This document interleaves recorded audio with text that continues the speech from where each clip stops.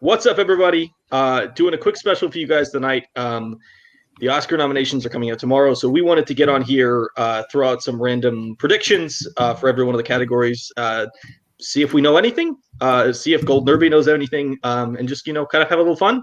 Do this short and sweet. Zack's here, my co-host. We brought Koho on because Koho loves the Oscars more than literally anyone I've ever met. It's true. This is a fact. Else, if everyone out there, stop whining about the Oscars. They're just an award show. People give awards. Just have fun with it. I don't know if you guys know this. The Oscars are not definitive. It's a bunch of people. They have biases. They have everything. Just enjoy it and come along for the ride. We're going to start. We're following the same order for Oscar predictions as the Oscars from last year. We're going to start with Best Supporting Actor. Koho, why don't you give us your 5 Best Supporting Actor nominations? Supporting Actor. This is actually the one where I think I have the most hot takes. Okay, let's hear it. Of all of these. So I think the locks to get in right now. I think Kaluuya is in. I think Sacha Baron Cohen is in. I think Leslie Odom Jr. is in. I am not sold on this Chadwick or not on Chadwick on this Paul Raci Sound of Metal buzz. He's not been nominated for anything else so far. Like I think maybe a BAFTA. I'm not here for it. Chadwick, yes, I think he gets in for the 5 points. Is that a performance I think should be in the top 5? No. But I think he's going to get in. And I part of me wants to say Alan Kim gets in because the heat from Minari is big. He probably does. But I'm still in this weird spot where I can't shake that Jared Leto got nominated for the Golden Globe and the SAG. He was nominated for the SAG and the Globe, so I'm going to say Jared Leto for The Little Things gets in the 5 spot for supporting actor. Okay. All right. So I have the same. I have Kaluuya, I have Odoms, I have Cohen. I do have Raci. I think Raci is getting in. Okay. I also think he's the best performance in that movie. So I think he also deserves to get in. And then my 5, which is also I feel like everyone is going to make a hot take in the 5 here. I don't have Boseman. I don't think he's going to get both, is what I'm going to say. I think Bill Murray is going to sneak in as the 5. I think that movie doesn't necessarily have a ton of buzz, but Bill Murray, classic Hollywood favorite. People would like to see Bill Murray on an Oscars call. It's like the type of person you nominate, even though you're not going to give him the award, just because you'd like to have Bill Murray involved. I think Bill Murray gets the number 5 spot. I was ready to have Bill Murray in my 5 spot, but Gold Derby odds have dropped to 97-1. He's got like 99-1 odds right now, which is so weird. Insane. So I did not include. I had the same 3 as you guys, and I put Kim at the Minority Drive, and I also I just can't shake off Leto. I just know there has to be one thing that's going to haunt us forever, and I have Kim and Leto as my 4 and 5. Interesting. All right. Let's and move Paul on. Raci, I think, is going to also get missed, even though he was on both of our, or will be on both of our lists for supporting actor. But yeah, I think that movie hasn't hit, but all of a sudden people are deciding like it's going to be this big player, and I don't see that happening. All right. Let's jump ahead to animated feature. Zach, why don't you give us your animated feature 5? Always have me go last, please. All right, I'll go first then. So my 5 animated, I feel like this is pretty easy. Yeah. Soul, Wolfwalkers, those are the big 2. Onward, Over the Moon, and The Croods: A New Age. Let's be real. Soul's already won this category. Wolfwalkers is the only one even in contention, and then the other 3 are just kind of thrown in because they need to fill it out. What about you, Koho? Any differences? No, I think it's Soul, Wolfwalkers, Over the Moon, Onward, Croods. I think those are the 5. I think that's going to be it. I would have said maybe Shaun the Sheep can play spoiler because like who honestly gives a fuck as to what the 5 for animated feature this year is in the 5th place spot? People could totally throw a wrench into it and put in Shaun the Sheep or even the Willoughbys because it's Ghibli. So I don't know what the 5 is. I'm going to stick with Croods though, just because it's been getting some nominations. But yeah, I think those are the 5. I think Croods because it got released in the theaters. I kind of didn't realize Over the Moon was this big player, but so I'll go with the same 5. I Wide Your Wave. I don't know what the anime hive is at the Oscars. Sometimes they can sneak in Moni Ghibli, but I can see Wide Your Wave sneaking in and taking the 5. Fair. I think the biggest thing hurting Farmageddon, the Shaun the Sheep movie, is that it came out in like February or something, and that movie is very quietly. It literally came out on Netflix in the US. It wasn't even like a prestige Netflix release. It was just like we're gonna check that on Netflix. Did we miss out not watching Over the Moon? Do we need to watch Over the Moon? I don't know. Maybe. We'll I liked it. It's very well animated. Jumping ahead to animated short. So this is a complete crapshoot. No one knows how to predict these awards except there's like 2 nerds somewhere who know how to. So I'm going. If Anything Happens, I Love You, Out, Burrow, Opera, and Kapamau. Kapamahu? I don't know how to actually pronounce that last one. Any differences anywhere? I'll take Kapamau out because you're just Gold Derby reading down. I'm on you. And just because the title's better, I'm going to say The Snail and the Whale. Because all snails the animated short should rhyme. I think it is just If Anything Happens, I Love You, Out, Burrow, Opera, and whatever the Kapamu one is. Kapamuhu? Yeah. Kapamuhu. All right.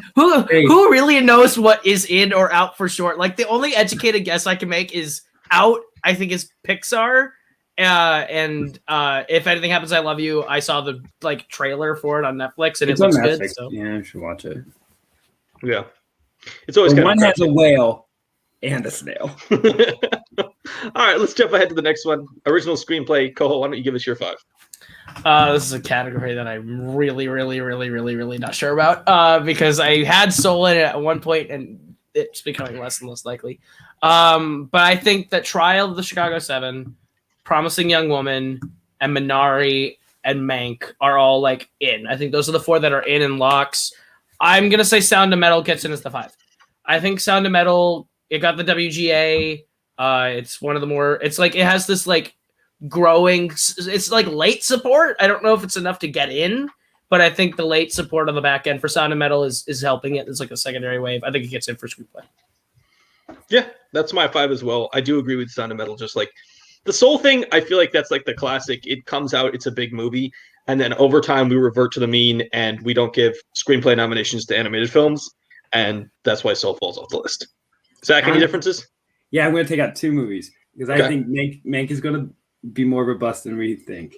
Wow! So I'm going to Trial, Promising Young Woman, Minari. I'm going to say, and because the opposite, which I said this weeks ago, Code and I agree, was I think Judas is going to be a much bigger player. It's just a late wave. So I'm going to say Judas as my 4, and then Soul as my 5. Interesting. Yeah, I don't know about Judas. I feel like I don't feel like that's not receiving the buzz outside of Kaluuya that I think we thought it was going to be. It is. I'm on the opposite. I think it's just so late, but it's going to get that. But Minari is also kind of riding this late wave right now too.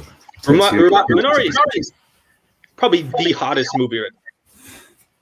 If we're talking about it. And Promising Young Women also, I think, is could be one of the hotter streaks right now as far as how big of a, I think, lead in a lot of categories or rise it has. I think it's definitely getting more competitive in any one of the categories it was in. I feel like it was looked at as the 4 in a lot of categories it was getting into outside of Mulligan, and now it's looking more like the 2. We're going to jump ahead to adapted screenplay. So I'll go first. I think it's going to be Nomadland, One Night in Miami, Ma Rainey's Black Bottom, and that's the big 3. I think The Father does get in here. Sure thing. This is one of those. The Father is one of a couple movies that I have nominated where it's just one of those random Oscar ones where it's I've never heard anyone talk about The Father, but it'll get in because it has the right people involved in it. And then I took kind of a shot in the dark at my 5, and I think maybe First Cow is going to get its only nomination in adapted screenplay.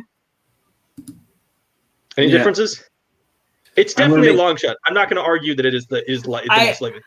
I think if it's going to get nominated anywhere, that's probably its best shot. But my big fear here is I'm going to stick with my gun. We're going to say News of the World. I think News of the World gets in that 5 spot. I think that's a movie that's going to get a lot of technicals. I'm going to say it holds on to screenplay. They like Greengrass at the Oscars. I'm going to hold on to there, though I am very, very nervous that Borat or White Tiger come in and play spoiler on the 5th spot. Where's White Tiger coming from? It got the WGA. It got the WGA out of nowhere. So that's why it's I don't know.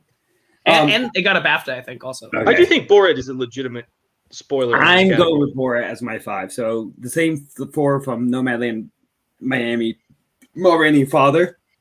I think Father's a sure thing. You were a little too on the side for that. But no, I don't. I think it's a sure thing. I just think it's a secondary nomination in that category. It doesn't have a shot to win. Yeah. And then I think Borat, just because Borat did get an original screenplay, which is also weird because these are very loosely screenplays. But people are appreciating, I think, the craft. And this one, maybe the screenplay has more purpose than the first one does. Yeah, I think this one has more of a screenplay than the last one, but it's still weird always to see fucking Borat in the screenplay race. Oh, yeah. So I'm It going also, I think the best thing for Borat, it's just never left the spotlight. Like it's been ever since it was released, it's been part of the discussion. Like the weekly film discussion, Borat was in some way factoring into that. But this Borat was already had like Oscar cred to because the first one got nominated. This one, I think it's even more credible than that, or more. And Cohen never lets it die. He has a new media story about it every week, so it helps. And he's hot with that in trial, and people are ready to like reward. Yeah, absolutely. Live action short. Sure. Anyone want to go? Who wants to go first? Whatever the one with Oscar Isaac in it, that's gonna win. All right, I'll do it. Face of the poster, I was like, yeah, that's it. That's the person I know. The Letter Room, Human Voice, Two Distant Strangers, Da Yi, Feeling Through. That's my 5. I'm literally gonna go off the letterbox of 5 and say it's Letter Room, Human Voice, Two Distant Strangers, The President, Da Yi. I'm gonna say it's those 5. I'll stick with co-host because I don't like the title Feeling Through. It's not going to help me spoil it. The first 2 I just want to point out, are these the most like prestige to any shorts we've ever had, having one with Oscar Isaac and a Pedro Almodovar one with Tilda Swinton? Are those like the 2 most major playing shorts? They both woke up one day and went, you know what? We can win an Oscar for being the Human Voice is playing in theaters like by itself. It's a half-hour thing. There are some. We've had some in the past where famous people would do shorts first and win Oscars, but not usually after they were established names. Yeah. It was usually before they became famous. So yeah, this is actually kind of high level. We keep going through production design. Koho, why don't you give us your 5 for production design? I think Tenet's maybe gonna get in, and that makes me really confused. I got Mank. I got Ma Rainey. Oh, I'm just gonna say right now, Tenet has multiple nominations in my predictions. I do too. I know. I'm putting Tenet in for some shockingly large amount of nominations. I don't think it's gonna get that many, but I think it's Tenet. I think it's Ma Rainey. I think it's Mank, News of the World, and I'm gonna throw Mulan in. I think there's a weird Disney's putting money into Mulan. And of all of their live action remakes to get the nominations, I think Mulan's the weird pick for like. See, I disagree with you. Mulan is not good. Mulan is not good. As a movie, it has good components that you can nominate for Oscars. Costumes are good, the production design is good, the visuals are good. You can give it credit for components, even though the movie is like lifeless and doesn't really have. I mean, I guess, but like they didn't nominate Aladdin last year, who had equally as good components in like costume and production design that were like really good, even if the movie. We also got to think much deeper categories last year. You're thinking we're getting to technical categories where there isn't any blockbusters that we can nominate in these categories. That's true. Why. That's why Tenet, a movie that didn't do that well and isn't that well liked, is still pulling in like a decent amount of Oscar nominations. All right. Anyways, I'm taking out Tenet of those 5. I'm taking out Tenet, and I think the young hip vote is going to go because that always will pull something through. I think it's going to go for Emma. I am also going to put Emma in, but I'm pulling out News of the World. I'm leaving Tenet in, and I'm going Mank, Ma Rainey, Mulan, Tenet, and Emma. Production. Yeah, there always has to be like one real period piece too. Yeah. Speaking of period pieces, let's jump ahead to costume design. I am going Ma Rainey's Black Bottom, Mank, Emma, and Mulan, and then I'm throwing in a little twist at the end. I'm going Personal History of David Copperfield because they like costume dramas, and they like costume dramas. This year, they have a couple costume dramas where you can go and look at them and be like, it's a costume drama, but it's a little flashier than a traditional costume drama. So that's my 5. I got Ma Rainey's and I got Mank because they do period well. Emma, I think that's like the one thing that it has is the costumes. That's the one thing people love. And like you said, it's a period drama with good costumes. I think Mulan, like hand in hand, if it gets production design, it usually gets costume. Most of the nominees go back hand in hand together. I think Mulan gets it. And then I think News of the World gets it too. I think that Westerns usually like when they make real like Westerns with a big budget and like especially recently, they go for a lot of technicals on that, the costumes, the score, the production design, the visuals. They usually go for that, especially Greengrass, who has a very big attention to detail in that area. I think that's something that I think they'll nominate it for. Okay, I'm going on with a crazy 5. So Ma Rainey, Mank, Emma, Mulan. My 5, I'm going. It has people who like it, but it's United States versus Billie Holiday. I can see that. Yeah, I can see that. Yeah, it's not a big performance, stage dresses. Yeah, I don't think that's that crazy of a pick. I think that's probably like if we were to go to Gold Derby, it's probably like 7 or 8. It's in seven. Yeah, the odds right now. it's around there. It's because here's the thing. I do agree with you on Greengrass, but the problem is News of the World is very bland. That is not a flashy movie. That does not have a costume. The thing about something like Emma is you can show somebody a picture of Emma and somebody will go, "Wow, costumes." If you show somebody a picture of News of the World, they're gonna be like, "Okay, he's wearing a hat." Like there's not a. I feel like it lacks the singular impressive thing. And I do think in some ways, to go to Zach's point, United States vs. Billie Holiday, there's definitely some more impressive stuff.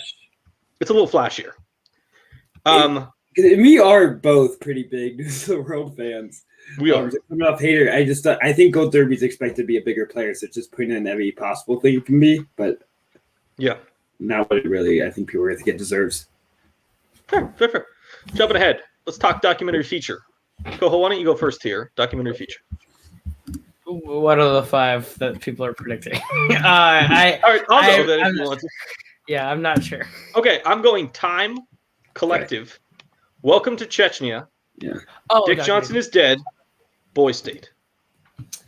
Yeah, I think there is one other movie that I could see knocking one of those off, which is the Democracy one. I'm going on my own. Oh, I'm saying a different one. There's always one I love that doesn't get it. It's usually one that's a little more like emotional in real life. So I think Dick Johnson is going to get cut. Wow. And I'm going to put in Crip Camp, which is Obama. And so they dominated another one. And they've won before. So here's my thing. They use whatever this is the documentary of the year is usually doesn't get nominated. Like Won't You Be My Neighbor, 3 Identical Strangers, nothing. Not in. I think there's a world where Time gets snubbed. And I'm not going to necessarily predict it, but I will just caution Time could miss. It's a possibility. I would say Crip Camp is the clear 6 to get in. I think Welcome to Chechnya is going to get in. I'm the Boy State. I'm putting Boy State in. I think that's getting in Collective. I think Dick Johnson is Dead is too much of like a movie about movies for them to not put it in.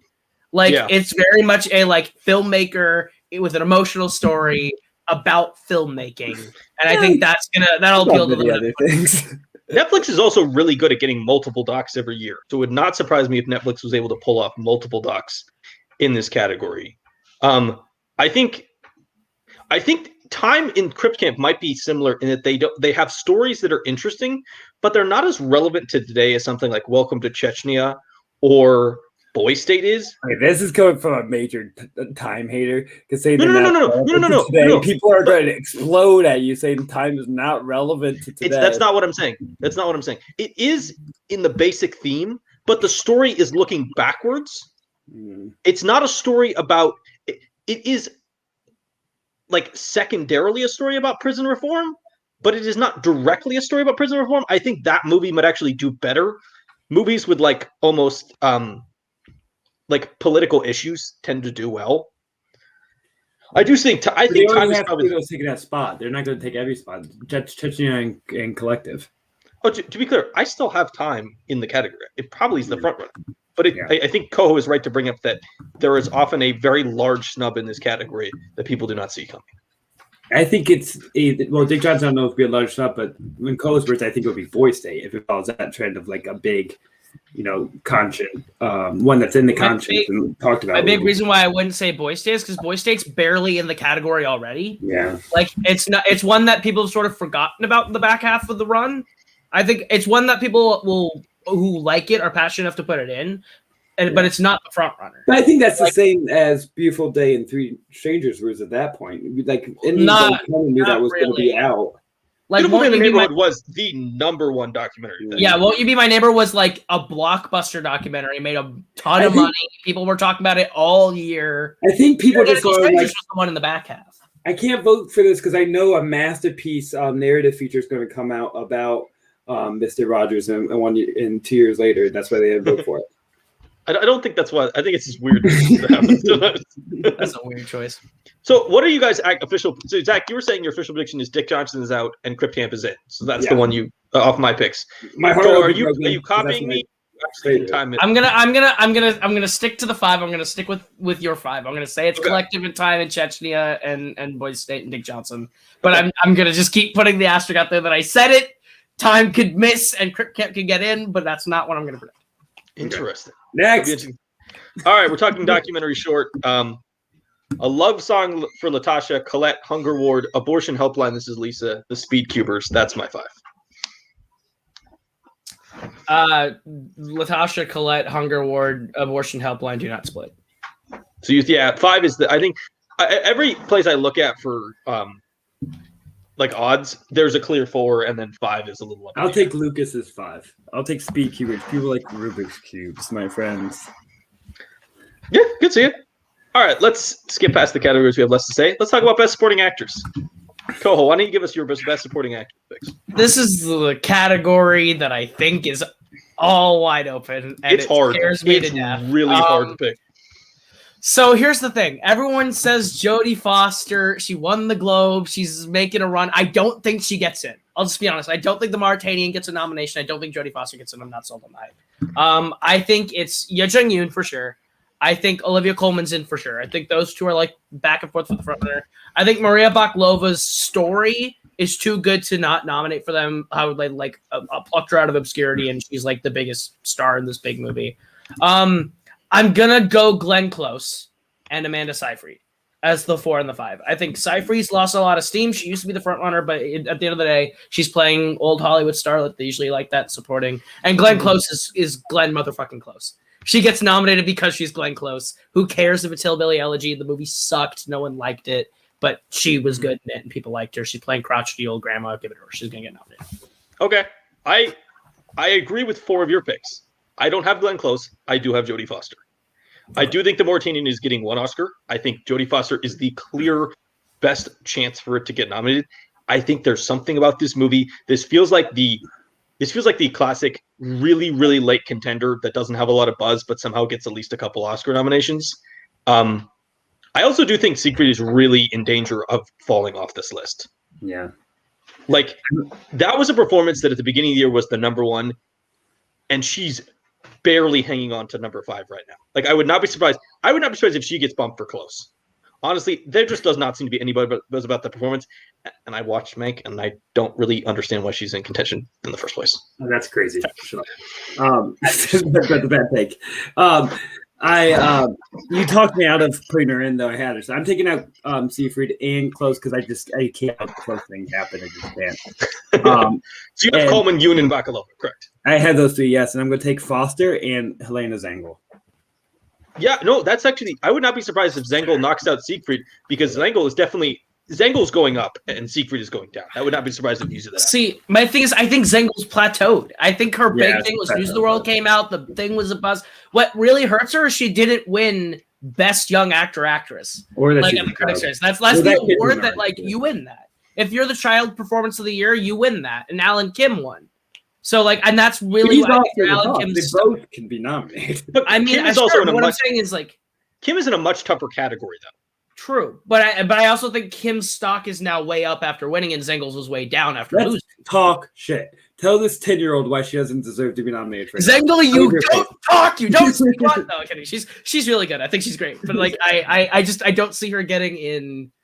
She totally could. I don't think she's going to get the spot. If she gets in, I think that's the classic. She's riding on the coattails of the movie. It's not necessarily that people love the performance. It's that people want to give News of the World an Oscar nomination, and they're choosing to get her in. All right.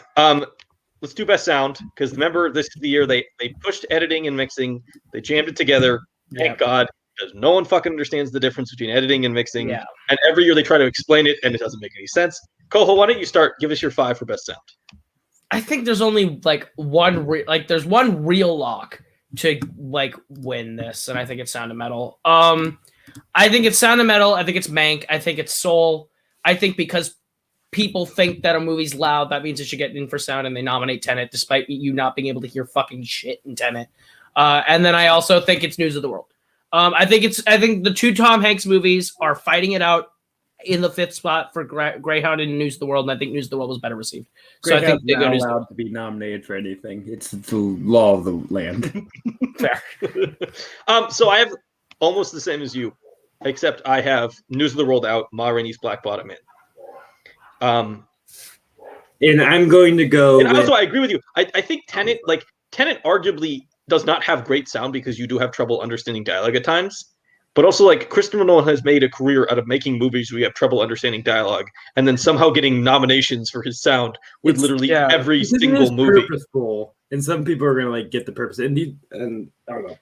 There are moments like where sound people would be into it. Sound people are probably into the ambitiousness and the adventureness that's doing it, and they're going to vote for that. So I'm going with the Koho's 5. I'll take News of the World as my 5. There's a Sandstorm. Sandstorm sound good. Yeah, basically it.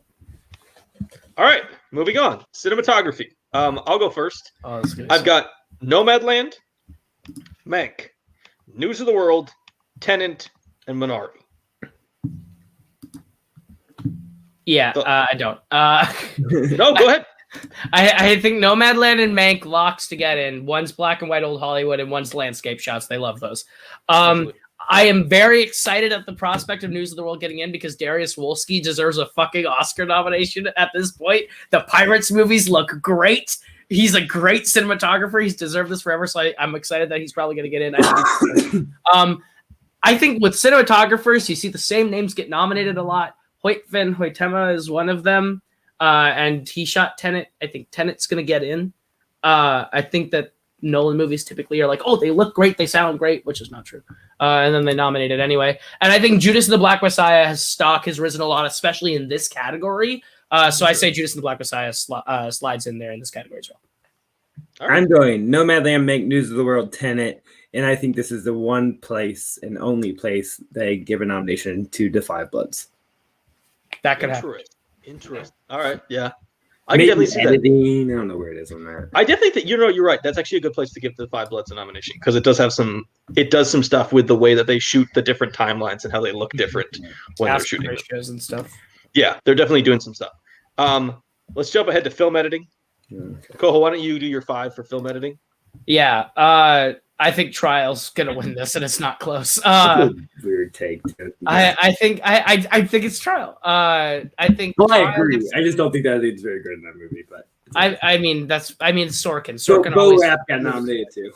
I mean, right, but I'm saying when the Sorkin movie is made, they almost always nominate it for editing. There's a weird history with the Oscars of having best editing categories that are not that well edited.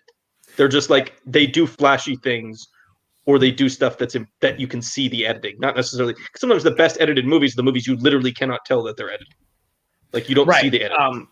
But yeah, I think it's Trial. I think Nomadland gets in. I don't necessarily really understand why Nomadland's in the conversation for editing. I think it's done well. I just wasn't. I didn't really like. I mean, but, hey, Chloe Zhao directed it and edited it. They'll give it to her. You don't even realize our montage because it's so fluidly put together. Fair. Okay, fair. You know what? I'll sit back on my Nomadland hate. You're right. Mank, I think gets in because they do a lot of edits that copy, Citizen Kane. They're all about weird shit like that. Sound and Metal, I think stocks rising in editing in both sound and film editing. I think that's the area that people are going to recognize more. And I think Promising Young Woman gets in. I think that movie is very flashy, and the editing is one of the areas that I think they will definitely recognize it for. Agreed. I have 4 of those. What was the one I have Trial, Nomad, Mank, Promising Woman, and then I have Tenet as the 5. I have the same 4 as you, first 4, and I don't have Tenet. I have The Father. I still don't get The Father love for editing. I still don't get that. That's something really narrative. I've seen it this week, so I will have more of a take later. But I feel like a lot of these categories sometimes. Movies just end up in categories because they don't have a good 5th option. As far as I heard, the editing is pretty purposeful in its shows. And it makes it seem less like a play, which it could be because it kind of takes place in one room. And that's what people like about it, how it makes it more cinematic. Interesting. All right. Let's jump ahead. We got visual effects. So I've got Tenet, The Midnight Sky, Mulan, Mank, and my real left field ball, because I do not think there's a clear number 5, is the one and only Ivan, which would be a very random nomination, but also there are very random nominations that occur in visual effects. Yeah. Koho, what do you got? I think Tenet, It's the blockbuster. I think Mulan's the other blockbuster that came out. They put it in. Midnight Sky is the space movie. They always have the space movie. Mank is the art movie that you're like, oh, there's visual effects in that. They nominate it. And then the one oddball pick, I'm going Welcome to Chechnya. I think that they'll nominate the documentary for the weird visual effects thing, the way that they nominated. Like there was what was it? Honeyland got both international feature and documentary. Like they usually if there's a movie that like is not, they'll nominate it in different places if it's worth it. I think Welcome to Cheshire gets the visual effects nomination. I don't know what for. I haven't seen the movie, but apparently there's visual effects in it, and they'll nominate it because it's weird. I'll take out Mank from your 5 and put in one and only item. Interesting. There's like actual effects. See, I think Mank is definitely getting in there, even though they're not the blockbuster, just because it's like this category. I have made a career in our Oscar betting pools off betting the prestige picture in visual effects while everybody else bets the blockbuster. I've done it like 2 years in a row and getting like the only person who gets it right. And Mank feels like the perfect movie in this category. They should be like, no one's gonna bet it because they'll think, oh, it's gonna be Tenet, so it's gonna be Mulan, and then it turns out Mank wins visual effect. Let's jump ahead. Makeup and hairstyling. Koho, you have the best hair of the three of us. Why don't you? Real rude. That's very sweet. Thank you. I disagree with that own statement, but thank you. All right, okay. Then who do you think is the best hair of the three? It's obviously Zack Gordon. It's obviously Lucas. Look at that beard. It's obviously him. Well, to be clear, does makeup and hairstyling include beards? I guess it does because like The Hobbit got nominated. Yeah, exactly. Yeah, okay. I think Ma Rainey's Black Bottom gets in. Yep. I think this is where Hillbilly Elegy is like gonna earn a technical. I think the makeup for Glenn Close is in. I think Mank. I don't like it. I don't like it, to be honest. Like I don't either. It took me a while to like get past the makeup to see the performance. I agree. Like, it was a weird. But yeah, I think it's the most makeup. They'll nominate it. Which those often get nominated. That's the Alice in Wonderland thing. And I think Mank gets in. They like because the black and white, they have to put certain makeup to make it look away. They gave an Oscar to Suicide Squad. They'll nominate Birds of Prey. They're going to bring it back for most makeup again in a comic book movie. And then Pinocchio, I think, is the fuck is this movie? I got. I think that it came out around Christmas, and like they fucking painted up Roberto Benigni, and they'll give him an Oscar. He's done it twice. He has a Pinocchio. Like he loves Pinocchio for some reason. I have the same 4 as Koho. I swapped Pinocchio for Emma because I don't think Pinocchio is. I just don't see that. Doesn't seem big enough right now. No one knows it exists because I didn't. But yeah. Hillbilly Elegy and Birds of Prey definitely in there, like most to make up in a movie, kind of the very classic nominations you see. International feature film, where I'm very happy about what's about to win, because I feel like what is about to win is very clear, and that's the really wonderful Another Round. Hell yes. Qui Vadis, Ada, Collective, Two of Us, La Llorona. I am a little worried about La Llorona because I do worry about horror movies in or international feature film categories. I wonder if the genre is going to hurt it a little bit. Any differences? Anyone? I think you're absolutely right. I don't think La Llorona's not in. I think horror is something they don't go for. I'm pretty confident Dear Comrades gets in. I think that's the one that's sort of been mounting a late season quiet campaign. I can see that getting the 5 spot. That's Neon also, I think. So that's also they're very good at getting their movies nominated. So I think Dear Comrades gets it. Yeah. I'm going to take out Two of Us from the 5 odd ones. And I am going to put in so I have Another Round, K Buddies, Ada Collective, La Llorona, and Night of the Kings. Neon will play the game. Interesting. All right. Original score. Koho, why don't you give us your 5 for original score? Oh, baby, I have a hot take. Look, when it comes to score, it's the same thing as cinematography. They nominate based on the names they recognize, not necessarily based on listening to the music. I think Soul and Mank are in because those are the 2 flashy ones. I think James Newton Howard gets in for News of the World. I think people like the offbeat sort of Western acoustic score. I think, while Minari is one people would probably say, why isn't this in here? I think Midnight Sky gets in because his name is Alexander Desplat, and because his name is Thomas Newman, The Little Things. I think Thomas Newman almost always gets nominated if he has something up for that year. They love Thomas Newman. I think The Little Things gets a score nomination, not necessarily because that score is great. It's an okay score, but Thomas Newman is Thomas Newman, and they're waiting to give him another nomination. Thomas Newman is the person who's probably going to catch up to John Williams at some point, just for bullshit nominations, just because they like Thomas Newman. This list is John Williams doesn't have a bullshit nomination. See, you just missed a big one when you're talking about names, because Tennant is getting in because Ludwig Göransson is arguably the hottest name in composing right now. Fair, but young, he has long hair. People think he's hip. He's doing TV shows. He's doing movies. He's doing big, huge stuff. I mean, he can literally go out there and be like Black Panther, The Mandalorian, Tenet. Like I think he's going to get in. And I do think Minari is getting in along with Soul, Mank, and News of the World.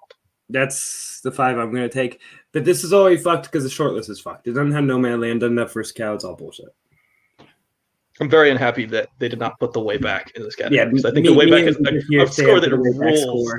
No Promising Young Woman. What are we doing? Well, Promising Young Woman's a lot more about the soundtrack.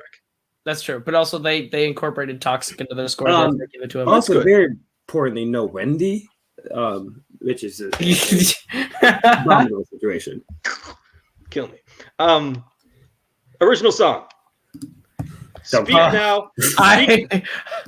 Ready? Here we go. Here we go. This will be fun. Speak Now, One Night in Miami. Low C, The Life Ahead, because Diane Warren always gets her Oscar nomination. Fight for You, Judas and the Black Messiah. Hear My Voice, Trial of the Chicago 7. And I do legitimately think Husavik from Eurovision Song Contest is getting in as the number 5. And currently right now, it is the number 5 on Gold Derby in terms of odds. If Diane Warren gets in for a made-up movie and Husavik doesn't get in, I'm going to be really Diane Warren always gets nominated. Life Ahead's getting in. It's just going to happen. She's such a big name and a big deal. It's also, to be fair, this is the Zack. Why don't bigger movies get her to write songs? Why should she write songs for non-existent movies? Because she's not that good. I also this is the Zack Lord.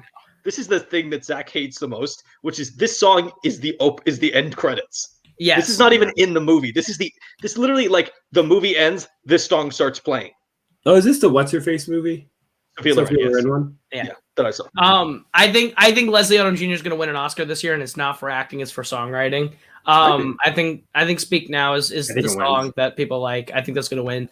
I think that Hear My Voice is in here because it's one of the more memorable end credit songs for the year. Daniel Pemberton also has never gotten an Oscar, and this is an easy way to give him a nomination for working around here so long. Fight for You is Her. Or HER, however you say that. That's like their superstar. Let's get this artist at the Oscars. And then I can't take my bias out of it. I want Husavik to get nominated. There's a world where that All In documentary gets it, that Turntables song, or maybe that John Legend Never Break song gets nominated. But like, I want Husavik to get nominated so bad that I don't care. I'm gonna throw my braces to get it in. Lucas already said why Husavik has to get nominated. Otherwise, this whole category is a fucking joke. It's because it's the only one that's actually in the movie. It's the only one 5. Well, that's not true. Wu on Flu is in the movie. No, but that's not the 5. There's no world where they want that song played at the Oscars. No, the 5 we picked. If Turntables, I assume, is also a credit song. If that takes place of it, it's all bullshit. Why? They just put whatever song you want in the end credits. It's not. It has nothing to do with the movie.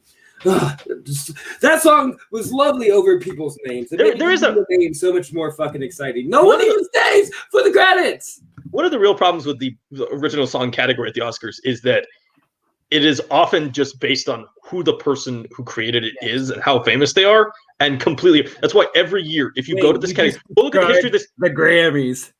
Well, no, but like go look at the history of this category.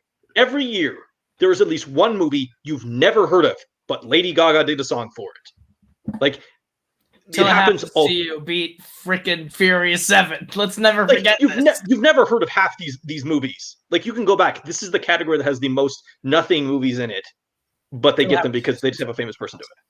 All right, let's talk about the big stuff. We got the last 4 categories, our favorites.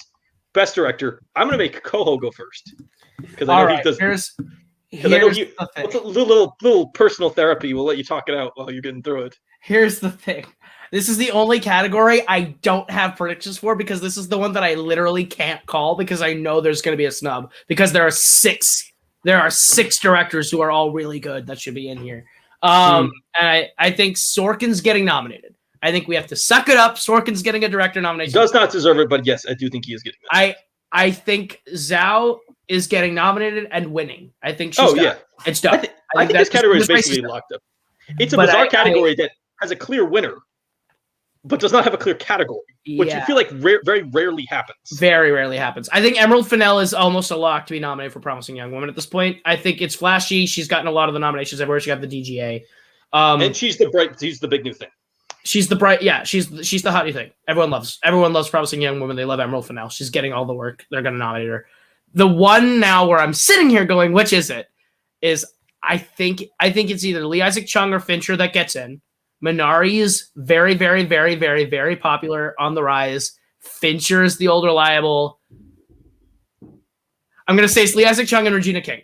I'm going to say Regina King's going to get in. I think that they love One Night in Miami. They love a first-time director that is an actor making a jump to directing, especially when they knock it out of the park. I think Regina King knocked it out of the park.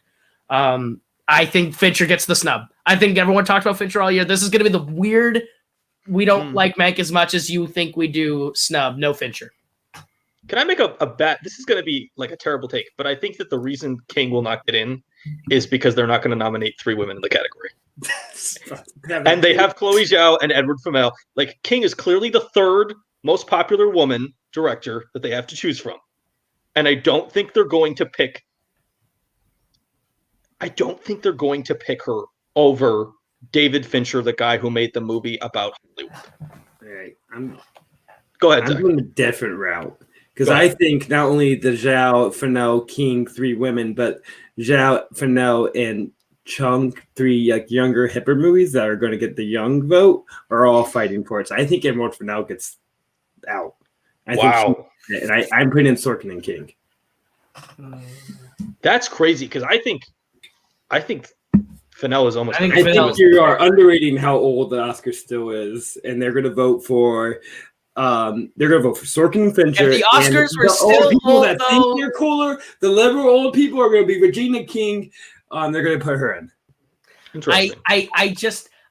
If there were still old people, Paul Greengrass would be in the race, and I'd be happy. No, because there's still enough old directors to take away those votes. I still think you can get 3 young hip directors on maybe in that ones. All right, I'm going Zhao. Zhao's going to dominate that base. Yeah, it's over. I think it's Zhao, Fincher, Chung, Fennell, Sorkin. That's my 5. Yeah. Which is like the best odds, but also, yeah, you're right. They could 2 or 3 of these could be lost. Best actor. Oh boy. Boseman is going to win. I personally don't think he deserves this Oscar, but I understand why he is getting it. Get out of this house. Get out of this house. He deserves it. I don't think he does. I don't think the performance is truly the best. About to throw some hot takes and some bad takes about his death. I'm sure this is all coming out. No, I understand why. I understand why we're doing. It makes sense. It makes sense. It's not my personal favorite, but I understand why people like it. It is clearly a showy performance. It makes sense why it is getting awards, even if it is not my personal favorite. It's also not an award I'm going to look back in 10 years and go, that was a bad Oscar. It's just not my favorite of the year. I can't say anything bad about it. It's just not my favorite. Boseman, Hopkins, Ahmed. This is where it gets really weird. I'm going to go Oldman and Yun, but I could totally see both of them getting snubbed. I know. I think I'm going with that 5. I could see one of them getting snubbed and Tahar Rahim getting in instead. Yeah, I can see that as well. I don't see Tahar Rahim getting in. I'm going with the people love his performance in that movie. I think Delroy Lindo is out, and I think he has no chance. I think it just helps having him in there. I think he has a chance. I don't know if he's going to get in, but I think he has a chance. Here's my weird thing. I think that Boseman, Hopkins, Ahmed, done in locking up. Those are the 3. I think the bottom 2 spots are weird. I think Oldman and Yoon are not safe, and they don't feel safe. Those picks do not feel safe to me whatsoever. I don't think Delroy Lindo's out of this race. I just think it's unlikely, especially because Defy Bloods had a lot of heat going into this season. It had, and then it just hit ice brick wall, and then randomly got heat again. And now there's like a lot of backlash to the snubs. So I don't know. Lindo could totally get it. I have a really, really weird feeling after the whole BAFTA deal. BAFTA usually gives a lot of love to European actors and performances, but there's always one weird acting one that people are like, oh, why the fuck did Antonio Banderas get an Oscar nomination for Pain and Glory? Oh, like the random other nomination that you're like, oh, okay. There's gonna be I think Mads Mikkelsen for another round could sneak in here. I would love be that. so fucking hype if it happens. And I don't think it will, but I think there's a weird contingent of Europeans in the Academy who would go, Mads. It's about time Mads has an Oscar nomination. So I'm not saying that will happen. It's just like my documentary feature. Keep it in your mind. I think it's Oldman, and I'm gonna go Oldman to be safe. Not necessarily safe, but because it's Gary Oldman. And I think I'll go with the SAG. I'll say Ewan over Lindo, but I this is a category that freaks me the fuck out in the bottom two spots. I want to think if there's one wild thing, it's gonna be one wild vote, and we're gonna wake up tomorrow morning. We're gonna have Oscar nominee Justin Timberlake for Palmer. I'm just joking. There's this really big Palmer contingent that you don't know about. So Zach, what are your five? I'm going with the same five as Lucas. I'm going to make like you, I'm going to make a little bit of a caveat. I would not be surprised if we woke up and Yoon got snubbed for Lindo, because this is the body of awards that got called out for being too white. And I do think there's a chance that Lindo could sneak in at the back end of this category because it's a Spike Lee movie and he's very well regarded, and the backlash to the snubs might help Lindo sneak in the back door. Yeah. And more people may have seen The Five Bloods than Minari by the time I don't, but there's already 3 other actors of color. Not saying that there has to be like a ration of voting for people. I just don't think that's going to be in the mindset, and also probably not the way people should vote. It should be a sincere thing. But if Bozeman, Ahmed, Yoon, and those are already 3 people. I mean, to be fair, we know it's not a sincere thing. We know there's weird Oscar stuff. Like, there's a reason that you can make predictions about certain type of people and certain type of choices and still be pretty decent at it. I meant a sincere voting for people of minorities rather than let's get people off our back way that you kind of made it seem like. I do think there is a concerted effort at times when you get called out for something to make sure that in the next year that you do something to kind of because I think that Hollywood, when they get called out for being too white, they don't think they're racist. They just think they were picking the best performances. So I think that they were then on real pins and needles thinking about race the next time that they started voting on awards. Yeah, and it hurt La La Land. No, I'm kidding. Oh, we just got canceled. I'm kidding. Well, I'd like to say for the record, Zach and I La La Land for life. think Moonlight is way better. Moonlight is a phenomenal film, and I'm okay that it won, but I fucking love La La Land. We know. Let's talk best actors. All right, here we go. You want to go first? You want me to go first? I think this is like a lock-up done 5. Me too. You don't. So like, no, I think Carey Mulligan, Viola Davis, Frances McDormand, Andrew Day, Vanessa Kirby. They're getting nominated. That's the 5. My weirder take here is that I think Carey Mulligan's gonna win. I think Carey Mulligan's gonna win. I think that's weird. I think she's the favorite now. I still think Frances McDormand. I think people are like Frances McDormand should be up there with Katharine Hepburn. They both need to have 3 wins. Here's the problem. I mean, to be fair, here's what's gonna kill. She doesn't lose the Best Actress Oscar. She's won it the last 2 times she's been nominated. Here's why Mulligan's going to win. Viola just won. McDormand just won. Split the votes. And here's the biggest thing. I think the best chance after Mulligan is Day. No. True. Let me hear this. Because they love the ingenue. That is where Best People Actress don't goes most like of the time. that movie, though. No one likes that movie. It's not enough for it. She won at the Golden Globes over a bunch of people that are in this category. To be fair, though, the Globes are fucking dumb. I'm not saying that that's a definitive sign that she's going to go win. I'm saying that says something. Because if she had it says something. It doesn't say something that's been proven that they paid a lot of money to get her. Oh no, of course, but it gives the movie credibility that it wouldn't have had if it didn't win at the Globes, because now she has 1 win. No, I think it's Mulligan or McDormand to bust. Also, small chance, but I could see Loren jumping Kirby.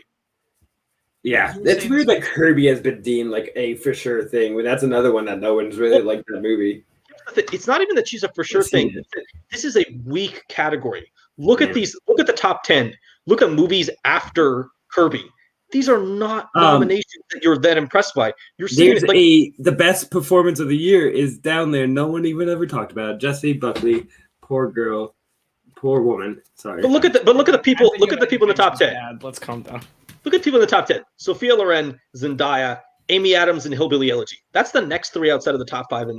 That is not a very good category if that's your 3 outsiders looking in. I think it's weird that Elizabeth Moss never fully was able to jump up for either of the movies because she usually is a noble name. It's big. And same with Anya Taylor-Joy. I feel like could have got the bounce up because she's had a huge year, and they just give her like a bounce instead of Vanessa Kirby. I'm honestly surprised that Anya Taylor-Joy surprised me more. Moss, I'm not surprised at all because the movies that Moss did her working are very good, but they're very much not Oscar movies. Shirley is way too weird. Invisible Man is a horror movie. That's just not something that succeeds. Sure. I don't think she gets nominated, but like, if she gets nominated for something, it's probably more likely Shirley. But I still don't think either. I just think it's weird that she never even was like in the talks. Really, I think she was like when she was in talks the same way Ben Affleck was when we got to like the end of summer. And we were like, oh, these are the only performances we saw this year. It just seems like a lot of performances we gave up on, and then rose Vanessa Kirby. I haven't seen this movie, but for a movie that Vanessa Kirby is very good. But no, honestly, she's okay. She's good. I think she's very good. She's good. I don't think it's Oscar worthy. The movie is very. I don't think she's good, but I think it's worth one of the 5 spots. And Andre Day's been famed by being a really late release versus which is weird. Which is why once again I fucking hate that we extended the window. I don't think Little Things. I don't think Judas. I don't think Billie Holiday. I don't think Marie. None of these should be here. Judas would have been bounced to next fall. It should have been. I think Judas should have been nominated with the next crop, and then Daniel Kaluuya would not have Leslie Odom Jr.'s Oscar. If they didn't expand the dates, they would have bounced it to next fall to run for next Oscars. They would have released it in the winter. Yeah. Or actually, Judas might have jumped up into December because they saw the chance to get the Oscar with. But they were using HBO the next part of the thing too. No matter what, I'm always going to be really ticked that Leslie Odom Jr. lost his double Oscar win because of Judas being in the wrong year. Fair. We got a final category. Let's talk Best Picture. Wrap this up. First off, Zach, how many nominees did you project? I have 8. Koho? 8. I had 9. Let's do this little round table style. Let's do this in tiers. I have a 5 movie first tier. I'm going to give you those, and you guys tell me if you agree with me. My first 5 are Nomadland, Trial of Chicago 7, Minari, Mank, Promising a Woman. That's my big 5. I think those are the 5 like absolutely ins. Those movies are like 97% chance plus. I'm going to say, just if I want to go big 4, I'm not so confident on Mank, but the other 4 I will say are for sure things. Mank would be is in my top 5, but it's a lot less confident. I think those 5. I think in the next rung down, but they're still in, are Ma Rainey and One Night. I think Miami and Ma Rainey's are both getting nominated. I just think there are a little less sure things as the other 5. But I think those are I think all 7 of those are yep, those are getting nominated. There's no way they don't. That's the Best Picture race. And then there's always one extra one in there where it's yep, that's one. There's one more. That'll get in there. And to me, I think that'll end up being The Father. I think Ma Rainey and One Night are my 6 and 7 as well. I would not be that surprised if both of them fell out, though. If we're being honest, I took out Ma Rainey. You know what? I have Ma Rainey on the out. You know what? I'm gonna change my mind. I'm gonna change my mind. It is 5 movies that Judas. There are 5 movies that are getting in. There are 5 movies that are definitely getting in, and the next 3 to 4, I think there's 8 to 10 movies that are in a pool that could all get in. I think that's a big number, but it may be large. It may be overly large. So my other 3 are One Night, Judas, The Father. Okay. So I have 2 that nobody has. I have Sound of Metal. I just can't believe such a far rise for no reason. It hasn't had anything to make it seem like they was going to take this big rise. Anyway. Sure. If they did 10, if this was next year and they were a hard 10, yes, I say that's the 10. Hey, I think I could set it at the 10 because of the last minute. But I think for me, the fight for the 8 is between the father and Judas, and I think it's Judas. I think Judas has more heat. People like Judas more. That gets it as the 8. If there is 9, I think the father is the 9, but that's about it. In fact, Judas is on Gold Derby listed behind both Sound of Metal and the father. Yep. Well, technically, it's tied. It's the same odds for Judas. No, I know. My real outside pick is I think that slipping in is the Five Bloods. I think. Yeah. I think I think Borat's the weird outside shot. I think that if we're doing 10 and there's a weird 10, Borat is the 10. I think the PGA nom changes everything for its chances. I think there's a weird 10 in Soul. I actually agree with Zack more than you. I don't think Borat is getting in as a full movie because I think that it is easy to nominate pieces of Borat and applaud them. I don't think they really want to nominate Borat because then you have to nominate that entire movie, which is filled with some really shitty, terrible stuff. Like in terms of the people in it, I don't think they want to put that whole thing up as like a sign, like something they're applauding.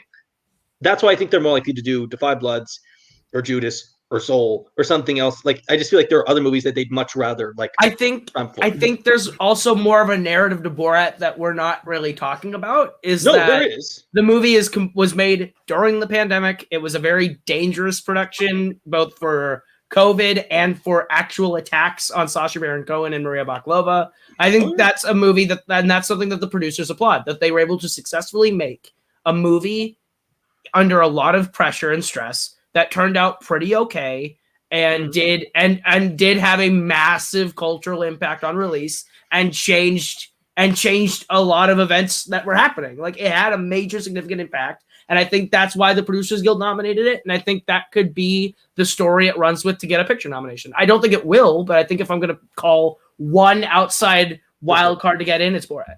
If I call one outsider call to get in, once again, it's Palmer. You're right. There's a Palmer contingency. I will push back on the Borat thing for 1 second. Plus, ready to make its move. Not on the rocks, not Boy State, not Milwaukee. Palmer. I will say the one pushback to Borat is that I do wonder if the fact that it's in the pandemic actually hurts it, because it's the one movie that people have to watch and acknowledge the pandemic while they're watching. The rest of them are Fantasyland movies that you can watch and you're like, look, I'm in Mank, and like I'm probably like all the other ones are. I'm in the past for like half these movies. Right, they're not in the COVID, so I do wonder if that helps them. That's true. All right. Any final thoughts, gentlemen? I would not be surprised if we wake up tomorrow and there's just none of these movies were nominated. Yes, make sure you send me. Weird year. Make sure you send me your Oscar. I want picks. I want all your picks sent to me so I can put them in a document so we can compare them. We will be back tomorrow. We will be reacting to these. Do not remember what I said. So fine. I'll have to look. I have them on my Gold Derby thingy. I'll tell them. Awesome, sweet. We're gonna compare. I will say my final thought is I counted up the nominations I gave out. Mank got 13 nominations. That's crazy. That could happen. That makes sense. It gets a lot of technical categories. Listen, it'll be the Irishman. It'll be the Irishman or True Grit of this year. It gets nominated the most and wins nothing. Now I'm sad for the Irishman. Ma Rainey got 8. Minari got 7. That makes sense. Trial of Chicago 7, Nomadland, and Tenet all got 6. That makes sense. And then Sound of Metal and Promising Young Woman got 5. I honestly could see Trial getting like 10 though. I could see Trial getting an obscene amount of nominations. I honestly think that I almost think Nomadland winning feels too easy. Like I feel like that's almost too easy to give it to Nomadland. And I honestly think the only movie that I could see upsetting it is Trial. I think Trial is the only movie in the running that is flashy, that is full of performances that people like, full of people that the Academy likes, that's written and directed by an Academy darling. That is the movie. Plus, it's topically relevant, it's culturally relevant to 2020, despite being set in the 60s. It's the movie that I could totally see unseating Nomadland and everyone going, it's gonna go to Nomadland, and then it goes to Trial, and everyone the next day after the Oscars goes, fuck the Oscars, what are we doing? See, I think that more likely is that Nomadland comes out and wins screenplay, director, picture, nothing else, and it's just the random front runner that only wins 3 awards. That's fair. My last and final thought, other than remember Palmer's going to win it all, but I think that Put it all on Justin Timberlake. we should take a moment of silence at the end of the show to realize if we lived in a just world, the movie with the most nominations, at least 12, would be Mangrove. And my silence starts now. My silence starts that the movie that should be nominated in every category and win is Hamilton. And I'm really mad that they called it ineligible for no reason. Start your silence.